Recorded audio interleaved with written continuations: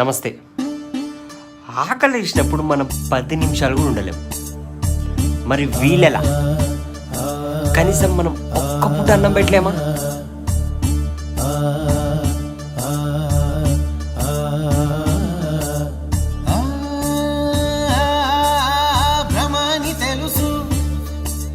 భ్రమాని తెలుసు, బతుకంటే బొమ్మల ఆట అని తెలుసు,